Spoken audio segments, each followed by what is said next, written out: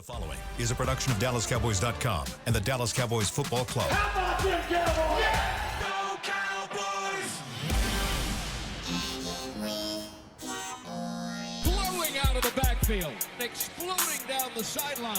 This is Hangin' with the Boys, presented by Wingstop, where flavor gets its wings. Now, your hosts, Nate Newton, Kurt Daniels, Jesse Holley, and Shannon Gross.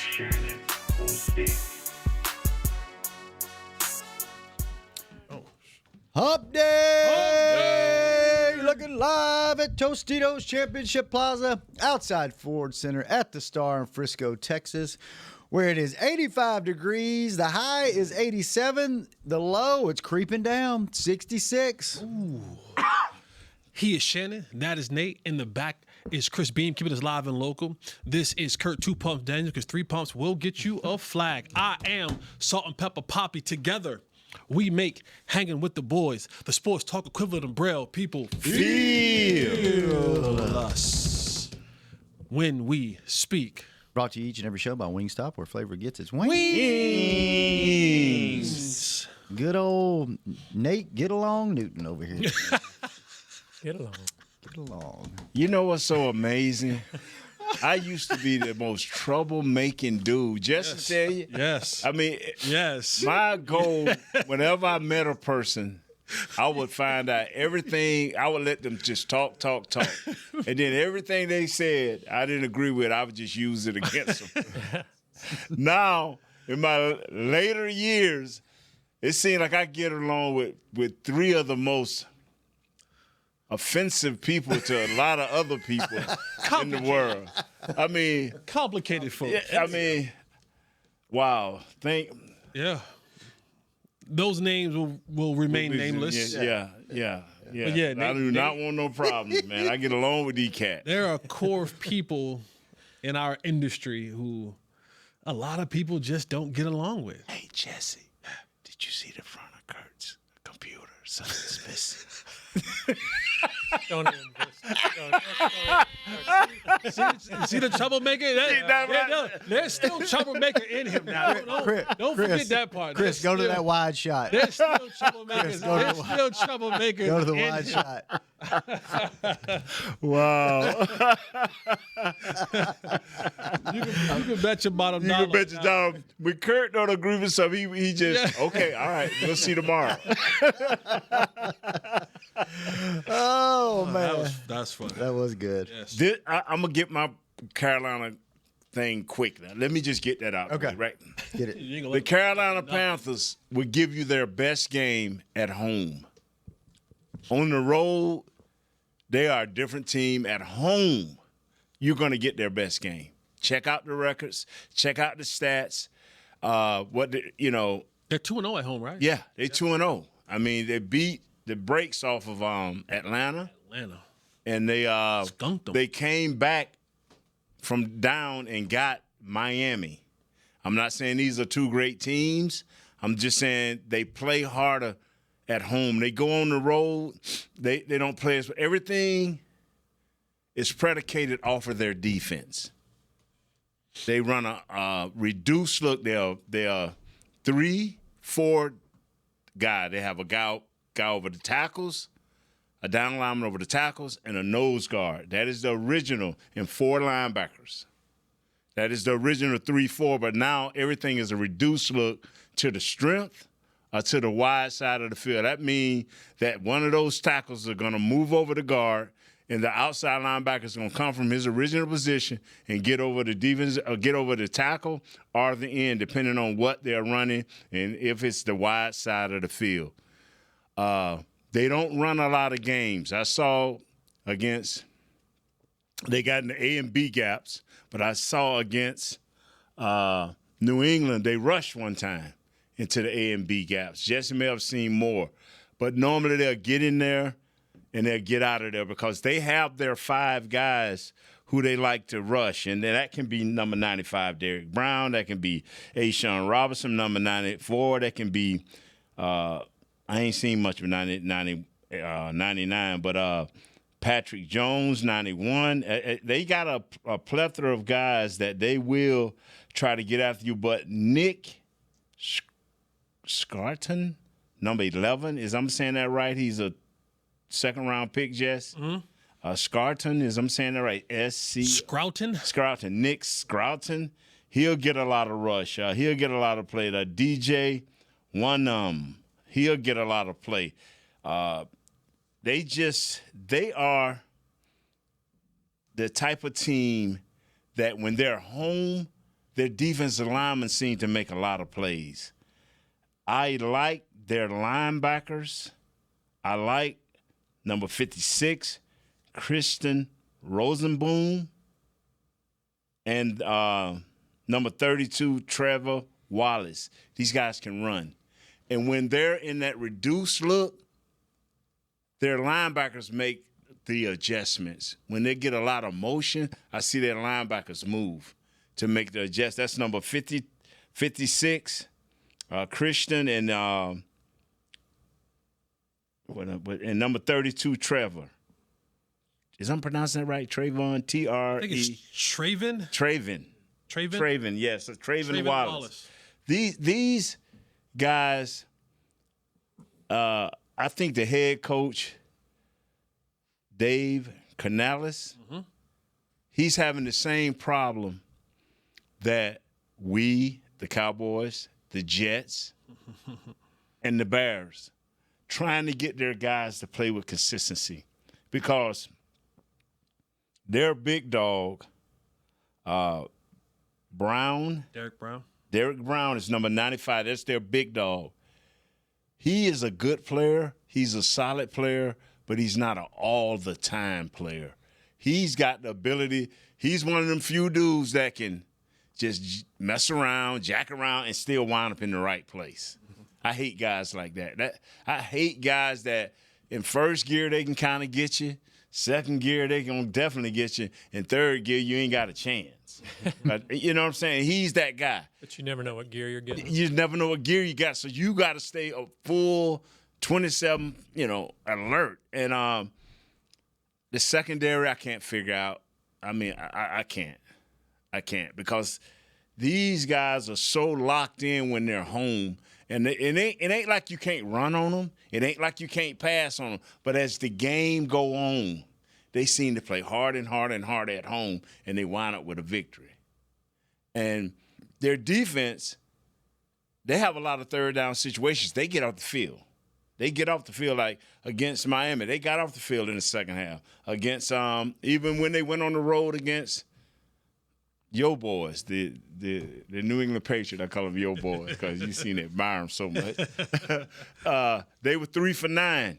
They can get off the field, but that thing we're gonna talk about tomorrow is the reason they Can't stay on the field. Can't stay off the field. But hey, that's all I got to say because I made a promise to myself. When you sorry, I'm gonna quit coming in here saying, "Oh, we got the drugstore." Because right now, I feel like some people feel that about our defense. Yeah, they got the drugstore. We gonna fix this week. So until we improve ourselves, I'm gonna quit throwing darts. I'm gonna be like Coach Belichick used to be. Speak on your own. Speak about yourself. Used to be. Glad you prefaced that. Jesse, go and finish it out, baby. A lot of what you said is absolutely 100% true. They don't do last year, this defense was the worst defense in the National Football League. And to Nate's point, I think what they're looking to do is let's just be where we're supposed to be. Right? Like, let's play with great effort. And they play with great effort up front. Let's just be where we're supposed to be. We're not going to trick this thing up. We're not going to give you all these exotic looks and all that. So they're very similar to what the Cowboys are this year defensively. It's our looks up front will be very basic. They're not blitzing much. They do a really good job, I think, up front with getting off the ball.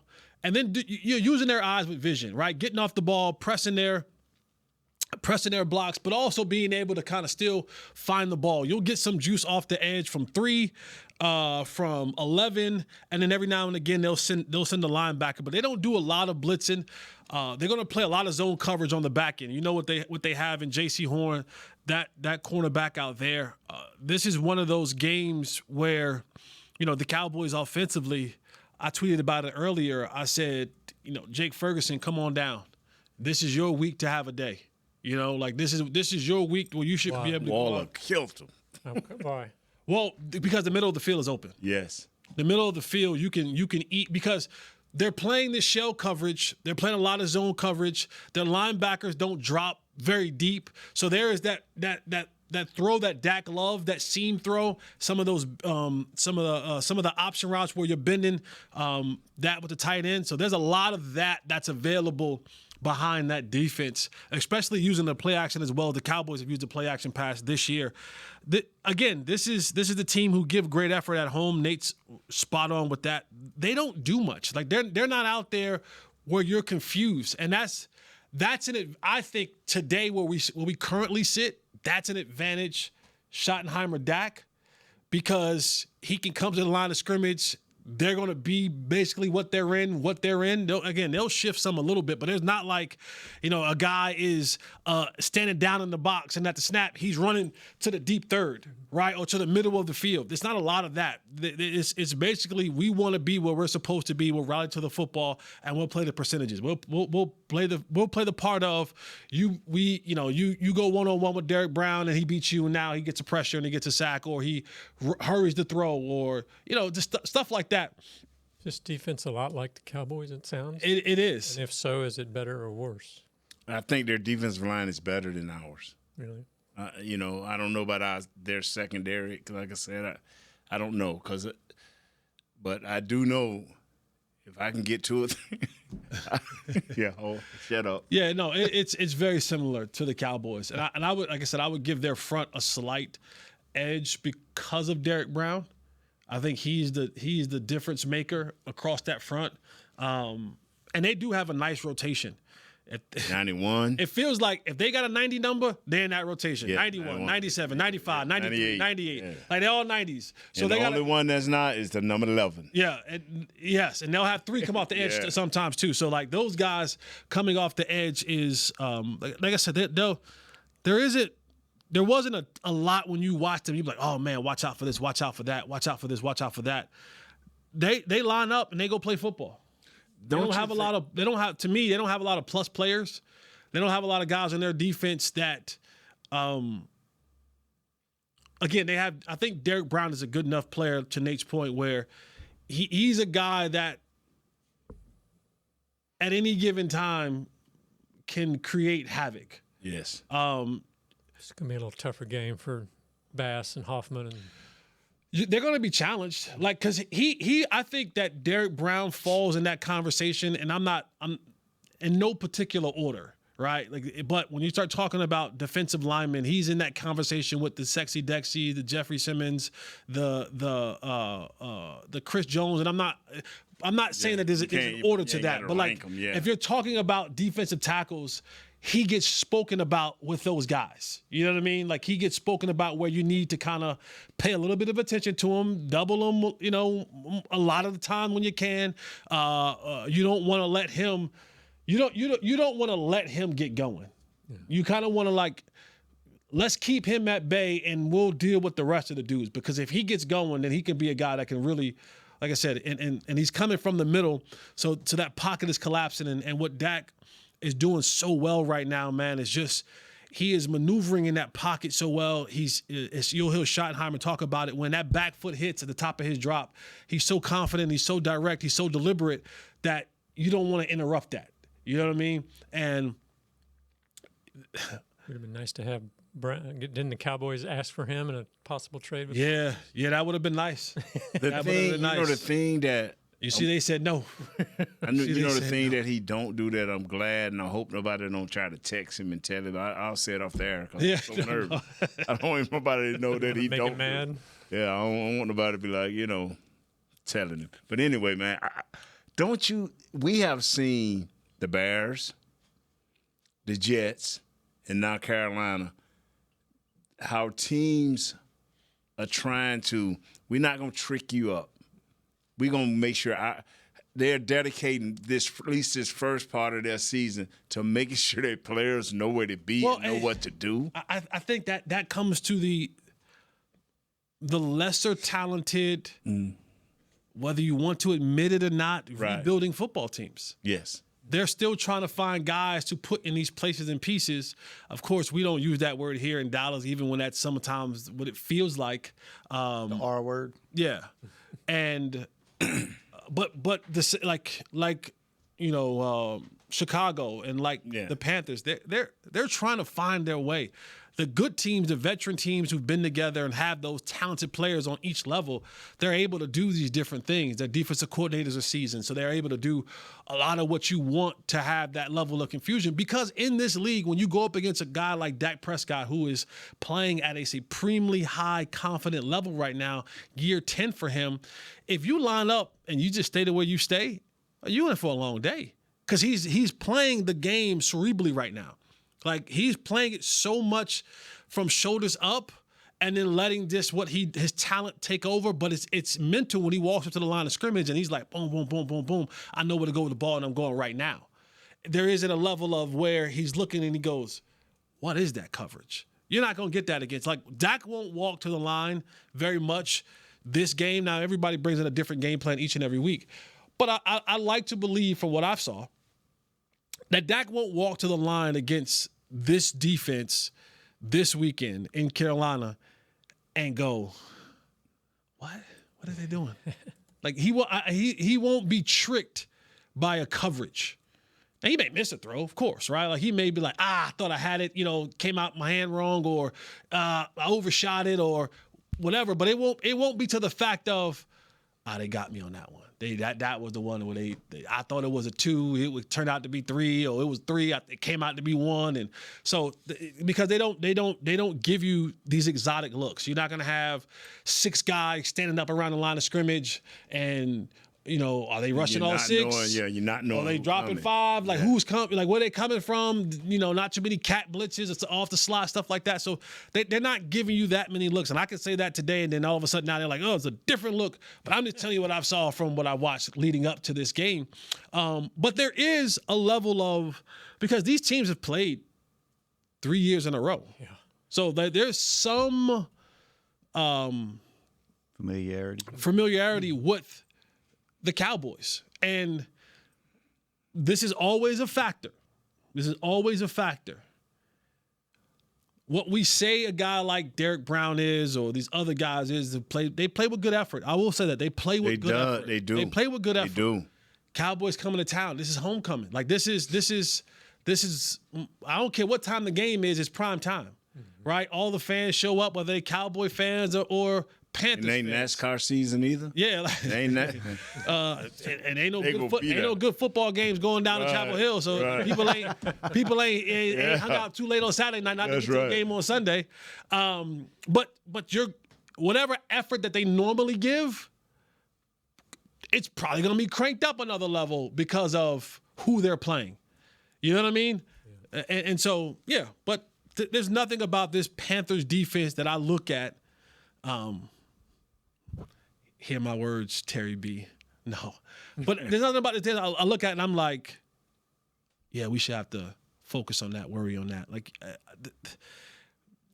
go out and play. Don't make don't do a lot of dumb penalties. Don't turn the ball over. I was getting ready to say, if the Cowboys are struggling offensively against this defense, it's self-inflicted. Yeah. It's self-inflicted. All right, let's take our first break. When we come back, Dak has now started as many games as Tony Romo. We'll get into that. Who you guys think is the better quarterback at this point? That's Jesse's guy. Man. We'll see what he says when we come back. Jesse's guy. On Hanging with the Boys. He's Jesse's guy. You know you want those Wingstop boneless wings. With the boneless meal deal from Wingstop, you get 20 boneless wings in 4 delicious flavors and a large order of fries for just $16.99. What are you waiting for? More wings, more flavor, more bang for your buck. The $16.99 boneless meal deal from Wingstop. Order now from wingstop.com. Valid at participating locations for a limited time on orders for pickup or delivery placed via wingstop.com or the Wingstop app. Prices may vary by location. See wingstop.com/offers for full details. Hey, Cowboy fans. Keith Davis here, former Cowboys safety. Keith Davis into the end zone. You know what separates champions from the rest? Making the right move at the right moment. With blockchain.com, that's never been easier. The Cowboys became America's team by striking bold when it mattered most. Now it's your turn. Invest like your icons with blockchain.com. Visit blockchain.com/cowboys today to get started and learn more. That's blockchain.com/cowboys. Cowboys fans, SeatGeek is the only primary ticketing partner of America's team and here to help you experience all the action this season. SeatGeek makes it easy to find the perfect seats to the perfect game, so you can be part of all the touchdown celebrations and momentum-shifting takeaways this season. Whether you're getting tickets to Cowboys games or to any other live event in DFW, SeatGeek is the place to do it. SeatGeek is the official primary ticketing partner of the Dallas Cowboys. SeatGeek. How about them Cowboys? Or how about them Tyson Cowboys Nuggets? As we cheer for the stars on the field, we love that we've also got some stars on our plate, thanks to Tyson brand star-shaped Cowboys Nuggets. That, along with all our other favorite Tyson Foods products, sure make game day special. Score some delicious Tyson Cowboys Nuggets and become a game day star, just like our Cowboys. As you enjoy your stars on and off the plate, remember, tailgates and game day have always been Tyson.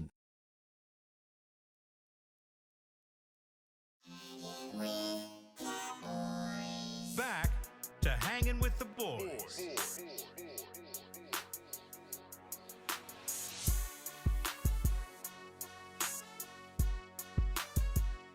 Welcome back to the second segment of Hanging with the Boys, brought to you each and every show by blockchain.com. Thank you, blockchain.com. Blockchain. All right.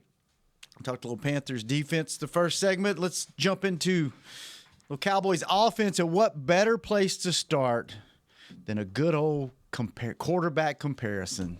We all love that, don't we? You about to make some folks mad. Especially when someone in the room played with one of the quarterbacks we'll talk about. Yeah. Dak Prescott has now started just as many games as Tony Romo at 127. Their numbers are similar. Romo has more yards and touchdowns, but Dak has a higher completion percentage and passer rating with fewer interceptions. And Jesse, you know, you played with Tony.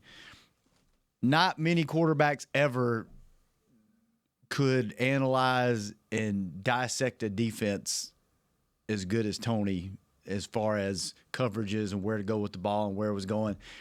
Dak this year has become that guy. You've talked about it almost on every show. Like, you know, the maturity level, the physical traits, and then the mental thing are all kind of meeting at the same time. Who would you, you know, if you're a Cowboy fan, I think you probably overrate Tony Romo. If you're not a Cowboy fan, you probably underrate him. I've always said he's the Phillip Rivers of the Tony Romo of the West Coast. They were, you know, never won the big games, but always had great stats, and you would want him on your team. And, you know, Dak hasn't won the big games either, but something about him this year, not the team necessarily, but him looks and feels different than it has in the past. But at this point in his career, how would you rank him compared to Tony? Just for fun. Hey, you know, I'm not a fence rider. Like I'm black or white. Mm-hmm. But boy, the trajectory is looking the same. Yeah. Like it's looking very similar to Tony's. Tony's winning record was 78-49. Dak's is 78-48-1. Whoa! That ties a positive. Ain't Whoa! How crazy is that? They're both uniquely good at what they do. Because they were different, totally different quarterbacks. Yeah, like totally different quarterbacks.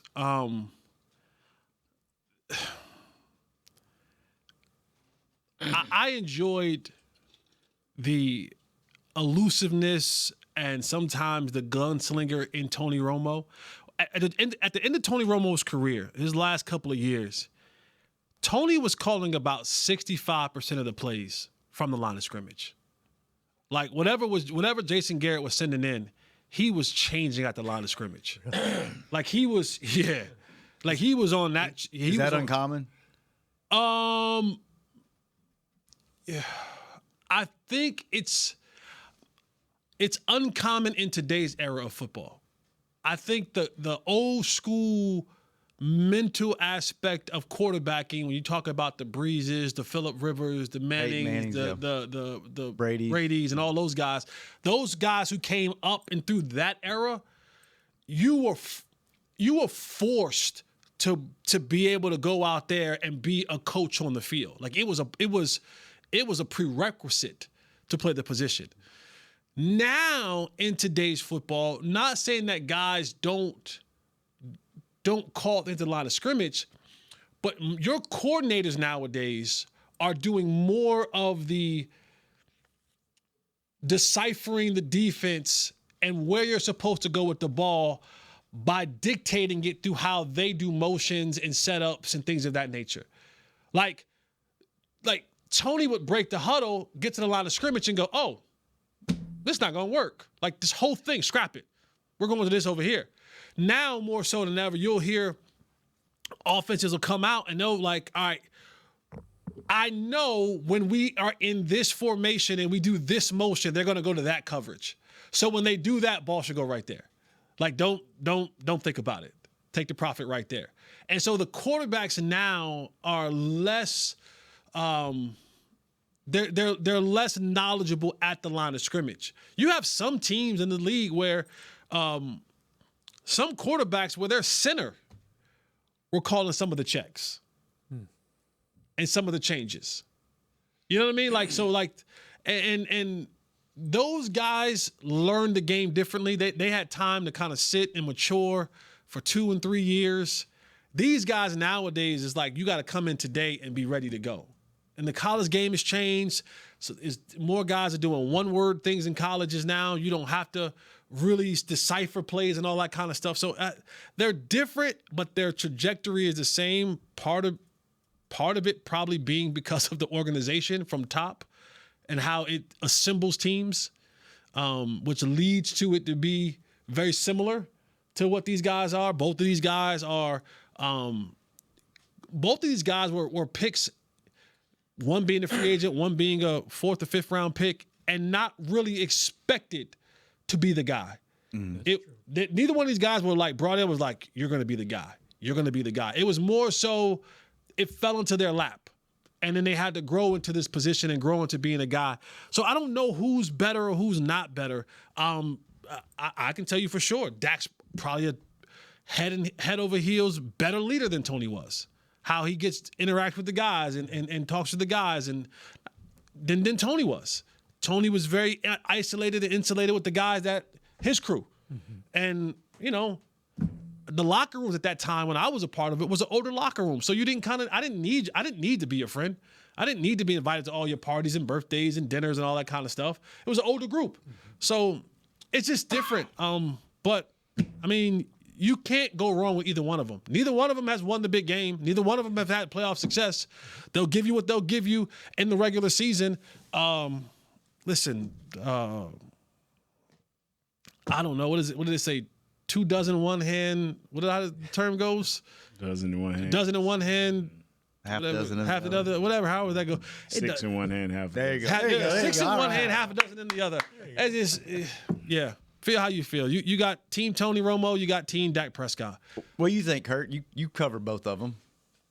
Yeah, I agree with a lot what you said there. I think the leadership thing is vastly different, but they're just Tony was more of a gunslinger. He'd fling it around a little bit, which is both good and bad. Where Dak is, maybe a little more cerebral in some ways, but in the end, they have the same ledger on the playoffs. Yeah. And yeah, Nate, as a Cowboy fan, which one have you enjoyed watching the most? Troy. I knew somehow, some way, Troy was going to come out of his mouth. Don't matter no more. Yeah. It don't matter, baby. Who's the second best? Yeah. Roger. Who's the third best? It don't matter. Y'all ain't won nothing. And ultimately, barring any health and or injury, Dak's going to surpass all of them. Yes, He's he going to is. surpass Roger and Tony and Troy. Already has in many categories. Yeah, in the numbers categories. But again, that's good for his ledger when he's all said and done. He can tell his kids, "I'm the all-time leading passer, touchdown, da da da da da da da in Cowboy history," and that's great. But we all know what really matters, because we won't know. Like, nobody knows where Troy Aikman is at in the. How many? We don't know Troy. How many touchdowns Troy has? How many completions he had? What is the completion percentage? What was this? What was that? What do we know? Super Bowl. He's quarterback 3 Super Bowl teams. Yep. And that trumps everything. That's Big Joker. Slam it down on the table. Trumps everything that you do. I don't know where Roger Staubach is at in the ledger. Nobody knows. Mm-hmm. Right? Like, Nobody cares. nobody cares. Yeah. Because when Troy walks in, everybody goes, they bow. Mm-hmm. And it doesn't matter whether he's 5th, 6th, 7th, 12th in yards or touchdowns or completions, whatever. When he walks in the room, they bow. They all bow. Why? He got 3 of them things. He's a winner. He got 3 of them things. People love winners. And he don't have to walk. Nobody never announces, Troy Aikman, what a great leader he was. Troy Aikman, 10,000 yards, 100,000 yards passing. Troy Aikman, 2 million touchdowns. No, never. Ever. Hall of Famer, 3-time Super Bowl champ. They never do. They go, Troy Aikman, 3-time Super Bowl champion, Hall of Famer, boom. That's it. So that's what's going to make Eli first ballot? He ain't going to be first ballot. It's going to be an interesting Hall of Fame year. He'll get in. You got 2 Super Bowls. There's some dudes. You look at the name. Yeah, you look at the names. He got 2 Super Bowls. He'll get in eventually, but first ballot, no. Yeah, this year's going to be interesting. There's some good names My opinion. this year. All right, let's take our second break, last break. When we come back, who knows where we'll go. Offense. We got to talk about Cowboys offense. We just did. Well, yeah. On Hanging with the Boys. Be right back.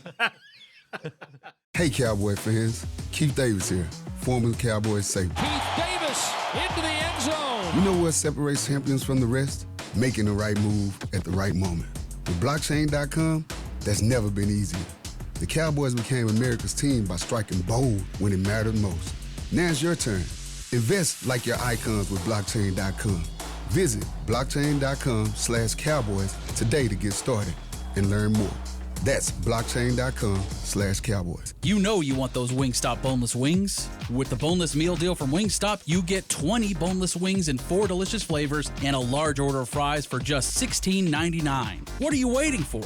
More wings, more flavor, more bang for your buck. The $16.99 boneless meal deal from Wingstop. Order now from wingstop.com. Valid at participating locations for a limited time on orders for pickup or delivery placed via wingstop.com or the Wingstop app. Prices may vary by location. See wingstop.com/offers for full details. Crown Royal and the Dallas Cowboys are bringing back the Royal Rig for Season 2.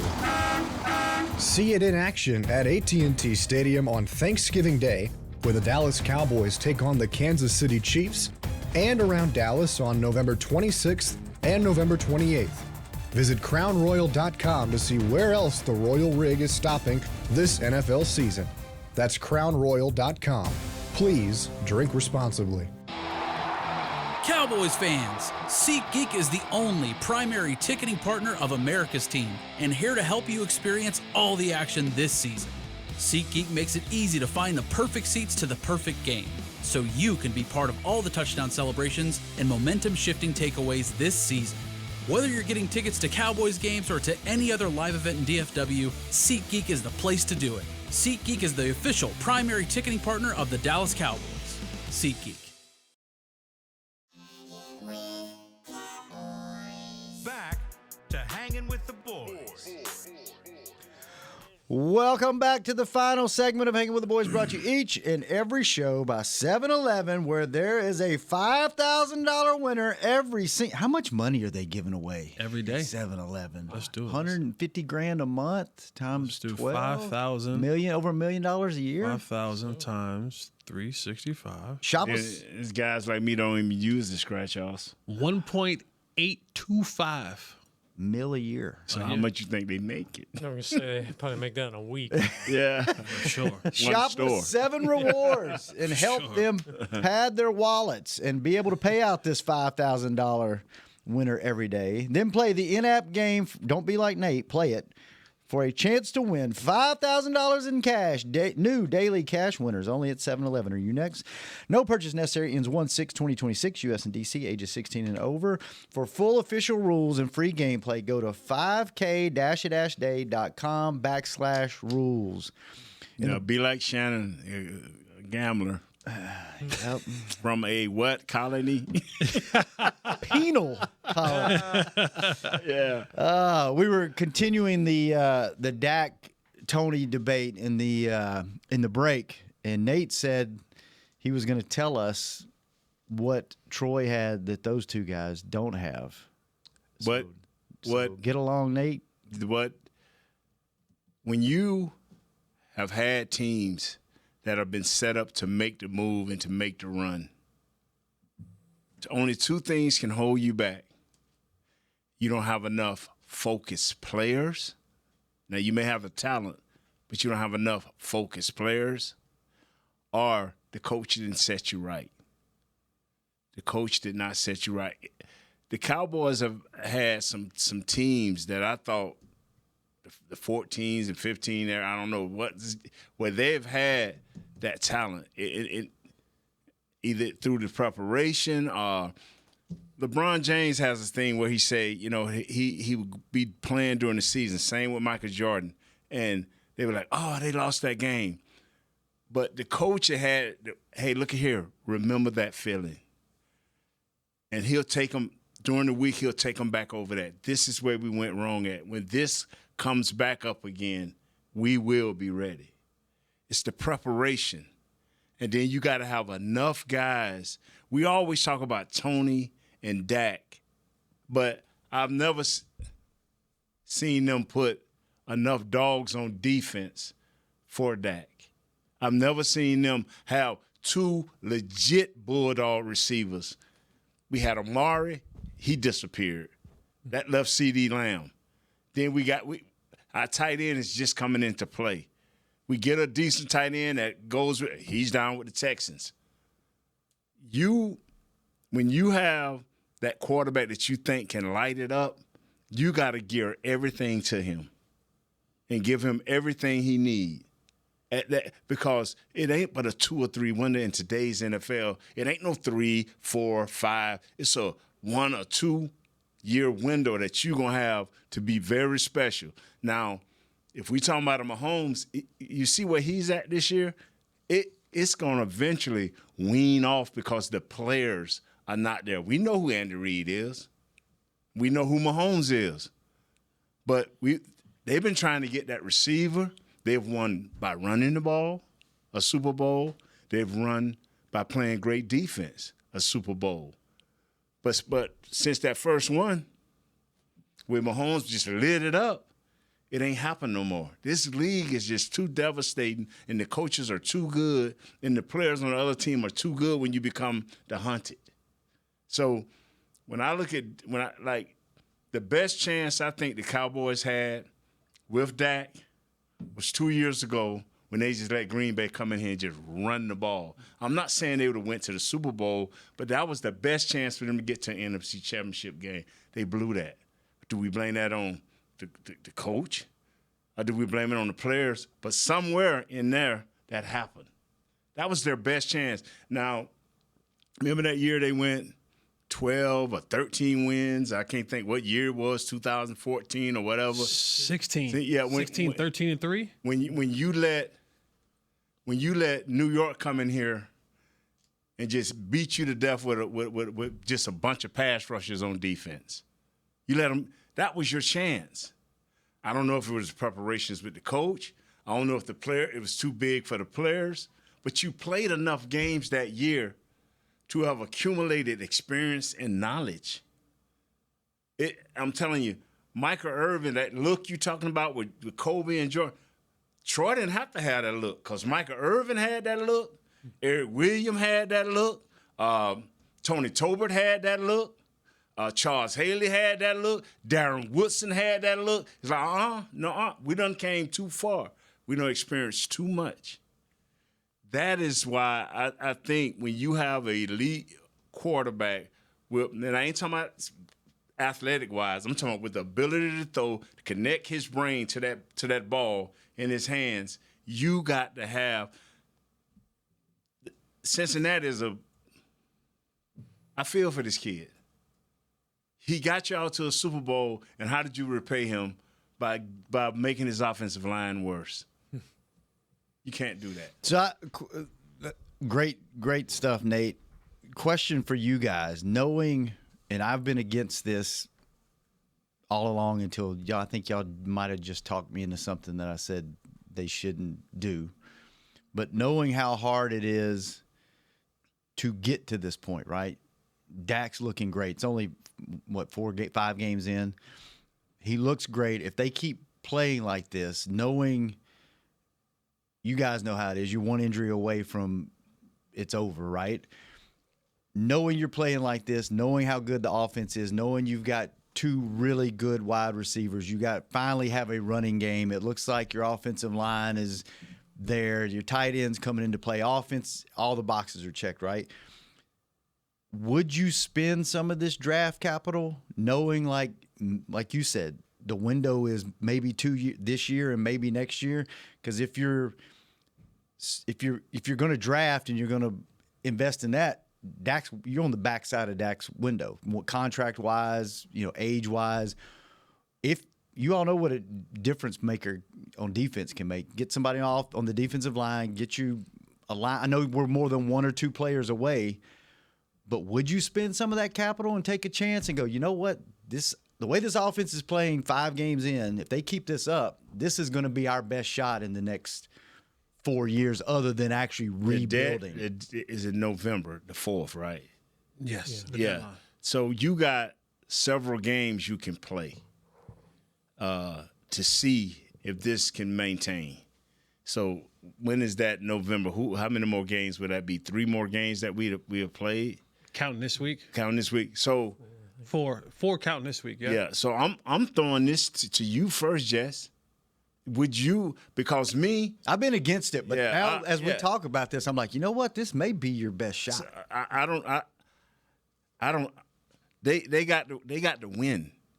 It can't be a close and a maybe. They have to win for me to even think about giving up a 4th. I'm just telling you about me. But Jess, I mean, you a little more level-headed than me because I get like a mule. I don't want to hear it. So. Yeah, I said this a week or 2 ago. If we get to the trade deadline and this team is how many games we would have played by then? 10?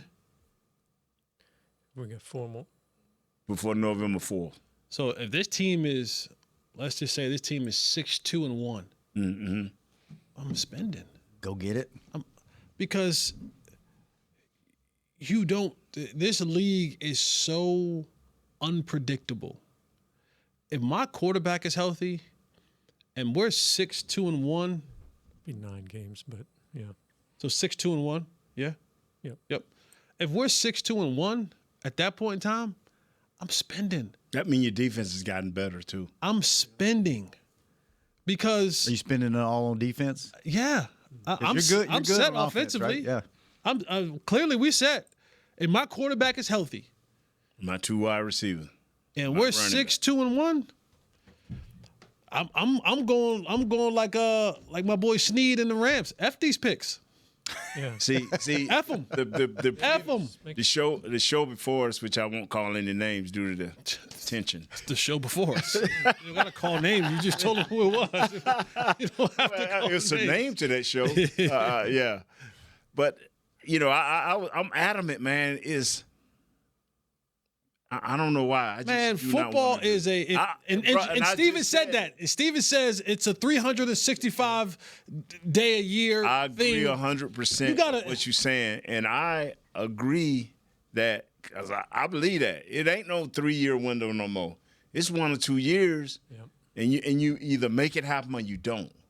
And your draft picks, even if you use those picks, You don't know what you're getting. You know what you get. And I just- why not get it? And I just Get somebody you know as a yeah. dog. And what got me to change my mind or my stance on this is I don't want to see 2 really good quarterbacks on the verge of greatness. Their careers get wasted because you didn't go all in one of these years and go do it. Like, I don't want to see. But history will tell you that's not this ownership. Right. That's not Right. who they are. I mean, the greatest, I guess, trade they've made in the last 20 years was Amari. They gave up a first for Amari when they thought coming into that year, I don't know who the hell convinced them that wide receiver by committee was going to be a thing. I don't know who thought that idea was great. I don't know who was that, Prince, the wide receiver coach? I don't know how he I convinced spent the whole year laughing. I don't know how he convinced those dudes to be like, nah, I'm telling you, we got Alan Hearn, we got They're catching bricks with their yeah, we fingertips. like Mrs. Hearn. yeah, like we got wait a minute. Like this is a players league now with this committee thing. That don't work. Not a skill position. You need guys.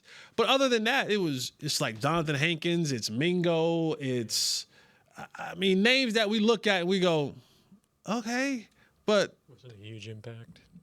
not game changing. Not even really move the needle. But I would even consider, even if they're not 6-2-1 or whatever. I mean, because like you said, we've only got a year or two now. Maybe you make that deal now for a stud defensive guy because he's going to be better than what you get. What would next you year. do? Would you hold on? Because I've been of like, don't give it. You got a lot of draft picks. Let's build for the future. But I'm like, man, let's. Now I gotta see a couple more games. Yeah, I gotta see a couple more Okay, games. we'll revisit it. in a couple 2-1. I used to, like because Kurt's saying like do it now. Now for next year even. I mean, you're going to get a stud now that can help you next year. Go bring him in now instead of wasting half the year and see waste where half you're the at. year, or you're going to spend it on a draft pick that's an unknown. If I see, that's where it gets because where we currently sit today, and now football is a week-to-week league. It's a fluid situation. We can change our thoughts and our ideas week to week to week. But Or we hell, only in the gonna middle of the change- show, like I Yeah, did. like but the only way we're gonna change is from what we see. right. And we've got 3 defensive ends who are all second-round picks. So maybe we need to spend high draft capital. Maybe we need to spend that on trades for guys we know are good instead of. Boy, it would show this conversation would feel a lot different if we didn't have to trade to go get a. Never mind. That's another. That's a conversation for another. Well, it's a dude out there, never but do you want him? We had him. Will, he's out there. Hey, Wilkins, we can say his name right. Wilkins, the guy from the Raiders. No, we don't want him. That's a little too zesty. You need a younger guy. That's a zesty situation. I'm not trying to see like that. I'm That's a just kind saying, but that's a player. but that's a kind of guy who would come into this organization. Yeah, And you said you need focus dudes. right, He's not a focus dude to me. right. He won't be a dude that'll come in and get and be like, hey, grab a guy. I'm like, let's come on. He You need a guy you know. yeah, like he gonna be at But you talking He'll about be a can- free he'll and be not a- spending in the capital? yeah, he gonna be at the candle room. Is that place still open? I doubt it. Yeah, you know what I mean. Like That was the joint, You know what I though. mean? You know, he gonna be uptown. Like, yeah, nah, I'm good on him. I'm good. I'm just saying. All right, man. This is. You know what? This is a hell of a lot funner conversation than we were having after week 2. That's true. Like, should we go all in? Because week 2, we were like, get rid of everybody, rebuild. All right, fellas, good stuff today. Jesse, Nate, get along, sir. Kurt, good seeing you. Fix that computer. Chris, thanks for keeping us on the air. Josh, thanks for keeping him company. We'll be back tomorrow. Cowboys defense. Carolina's You're gonna have it offense. tomorrow, man. Might I be got it tomorrow. offense, man. Come on, man. Nate's going to check out tomorrow, but he'll be here. Come watch him. Get along, Nate, on Hanging with the Boys. We out. This has been a production of DallasCowboys.com and the Dallas Cowboys Football Club. How about this, Cowboys?